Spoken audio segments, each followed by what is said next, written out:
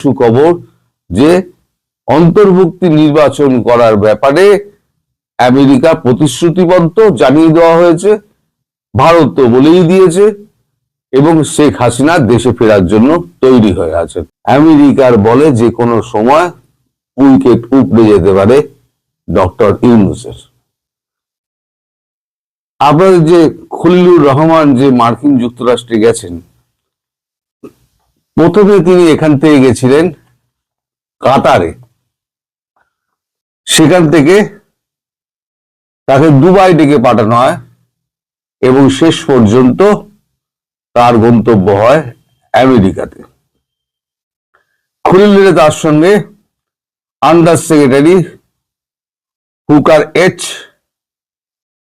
তার সঙ্গে কথা হয়। তারপরেতে জেমসন গ্রিন, ইনি হচ্ছেন ইউএস স্টেট রিপ্রেজেন্টেটিভ, তার সঙ্গেও কথা হয়েছে। এখন এই যে বাংলাদেশে অন্তর্বর্তী নির্বাচন, সংখ্যালঘু নির্যাতন, তারপর সহিংসতা যেগুলো চলছে ইউনূসের আমলে, তাতে আমেরিকা প্রচন্ড খাপ্পা। কারণ আমেরিকা পৃথিবী জুড়ে এখন তো এটা পরিষ্কার হয়ে গিয়েছে, আমেরিকা এখানে রেজিম চেঞ্জ করেছে।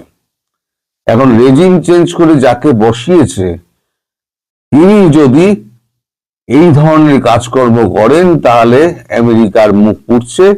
সেটা আমি আগেও আপনাদের বলেছি, সেটাও খলিলুর রহমানকে এই আপনার হুকার এইচ তিনি কিন্তু পরিষ্কার করে দিয়েছেন। তিনি বলেছেন অন্তর্বর্তীমূলক নির্বাচনের কোনো নির্দিষ্ট পরিবেশ সৃষ্টি হয়নি, এজন্য আমরা অত্যন্ত ক্ষোভ প্রকাশ করছি এবং আমরা খুব দুঃখ পেয়েছি।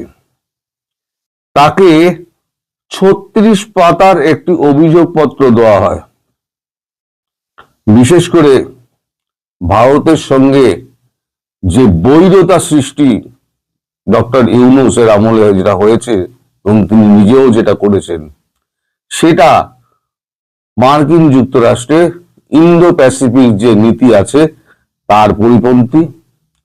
এবং চীনের সঙ্গে যে ভারতের যে ঘনিষ্ঠতা বাড়ছে, এর ফলে মার্কিন যুক্তরাষ্ট্রের এই কাণ্ডের ফলে একটা ভুল জিনিস হয়েছে, তাতে আমেরিকা মেরামতির চেষ্টা করছে। সেখানে অন্তরায় হয়ে দাঁড়াচ্ছেন ডক্টর ইউনূস এবং তার শাসিত সরকারের অন্যান্য প্রতিনিধিরা।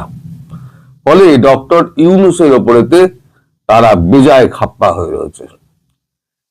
আজকে আপনাদের মধ্যরাতে বা আমাদের মধ্যরাতে 8 ঘন্টা তো তফাৎ আপনাদের আমাদের, আজকে মধ্যরাতে জেমসন গ্রিন,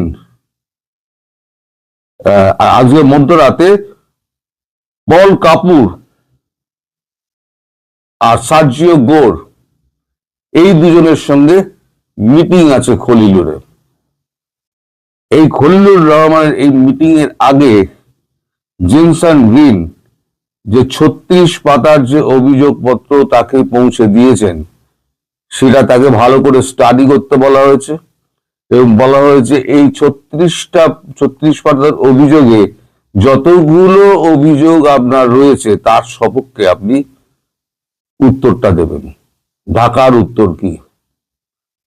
খলিলুর বলেন, আমি তো প্রধান উপদেষ্টা নই, আমি কি করে সব উত্তর দেব?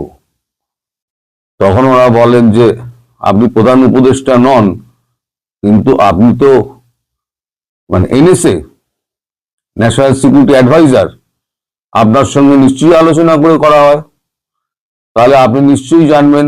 খলিলুর সেখানে চুপ করে থাকেন। খলিলুর তো বলতে পারেন না যে আমাকে পাত্তাই দেন না, আমাকে ইডিয়েট ফিডিয়েট বলে গালাগাল করেন, সেটা তো আর বলতে পারেন না। ফলে খলিলুর এখানে চুপ করে থাকেন, খলিলুর কোনো কথা বলেন না। তাই খলিলুর এখন একটু ভেতরে ভেতরে অস্বস্তিতে রয়েছেন যে এই পল কাপুর এবং সার্জিও গোর, তাদের সঙ্গে যখন বৈঠক হবে, সেই বৈঠকে তিনি কোন কোন প্রশ্নমানের মুখোমুখি হবেন। তবে এইটা মার্কিন যুক্তরাষ্ট্রের পক্ষ থেকে পরিষ্কার করে দেওয়া হয়েছে যে ইউনূসের কর্মকাণ্ডে তারা খুব একটা সন্তুষ্ট নয় এবং তারা বিকল্প কিছু ভাবছেন।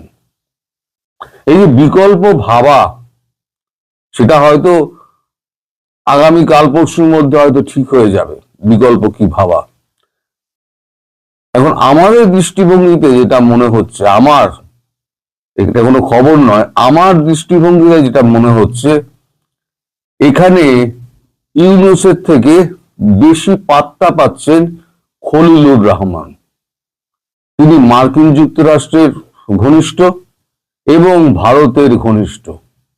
মার্কিন যুক্তরাষ্ট্র নিশ্চয়ই এমন একজনকে চাইবে যে এই পরিস্থিতিতে যে ভারত মার্কিন যুক্তরাষ্ট্র দুজনের সঙ্গে একটা সমান সখ্যতা বজায় রেখে চলেছে, সেই রকম কোনো ব্যক্তিকে।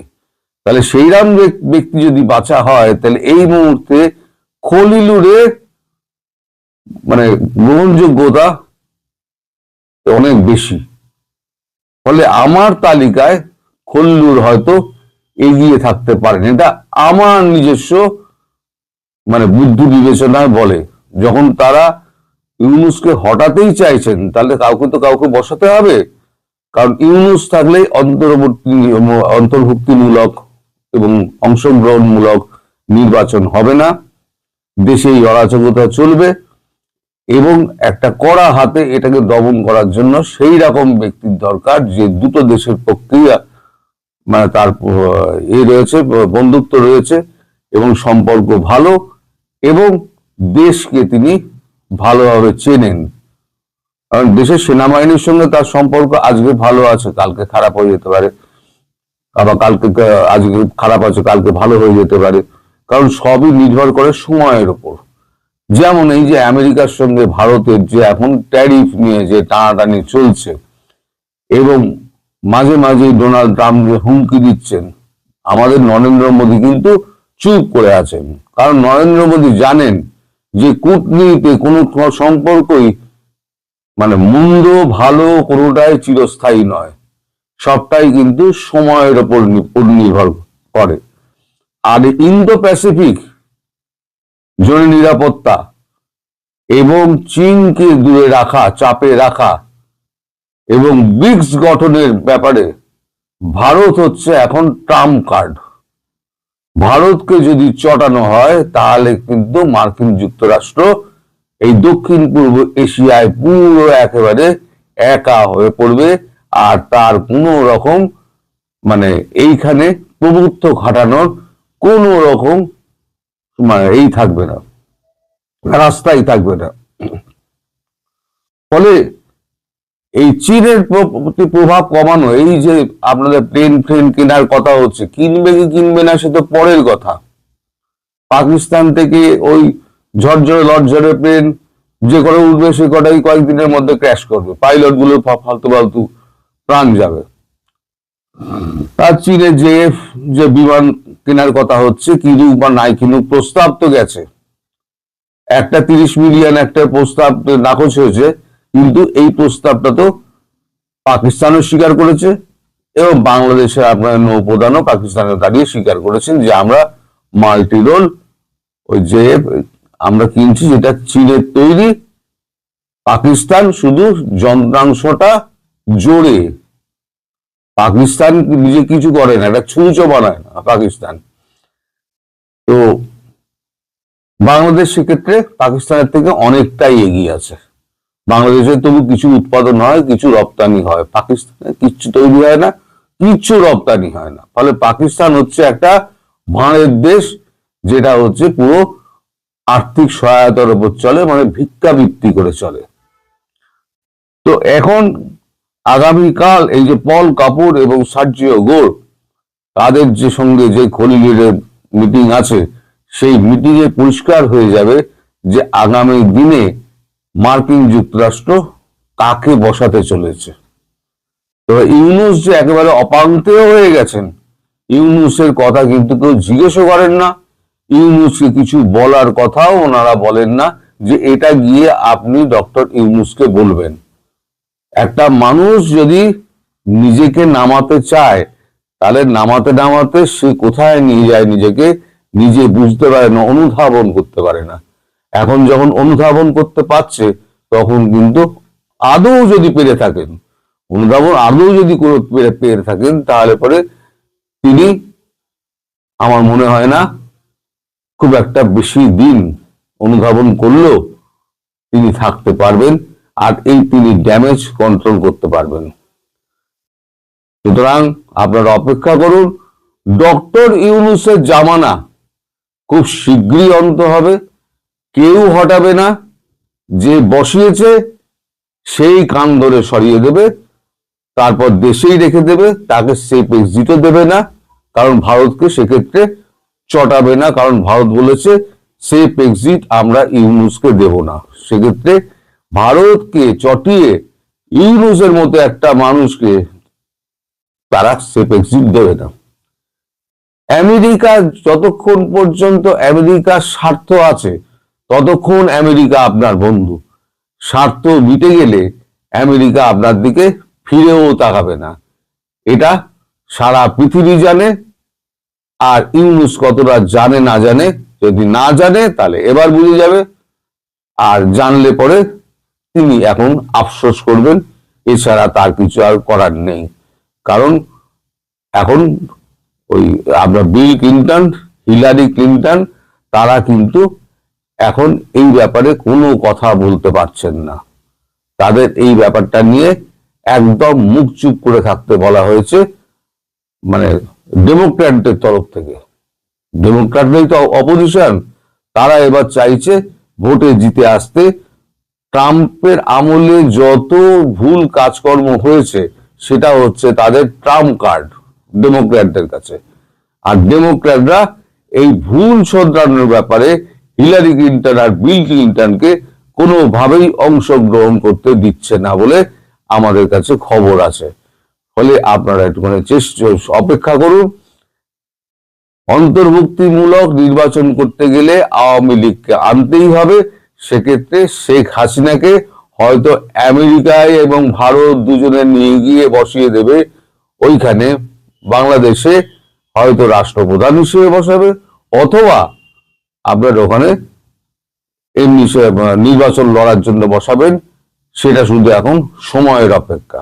যারা হতাশ হয়েছিলেন, যারা ভাবছিলেন যে আওয়ামী লীগ ফিরবে কি ফিরবে না, ফিরবে কি ফিরবে না, তাদের কাছে এটা একটা সুখবর যে অন্তর্ভুক্তি নির্বাচন করার ব্যাপারে আমেরিকা প্রতিশ্রুতিবদ্ধ, জানিয়ে দেওয়া হয়েছে, ভারত তো বলেই দিয়েছে, এবং শেখ হাসিনা দেশে ফেরার জন্য তৈরি হয়ে আছে।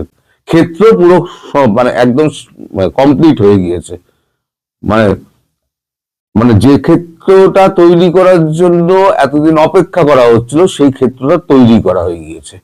এইবারেতে আপনাদের অপেক্ষা করতে হবে। তাহলে পরে আপনারা বুঝতে পেরে যাবেন যে আপনারা কতটা বিপদে আছেন আর কতদিন বিপদে থাকবেন। একটু অপেক্ষা আপনারা করুন।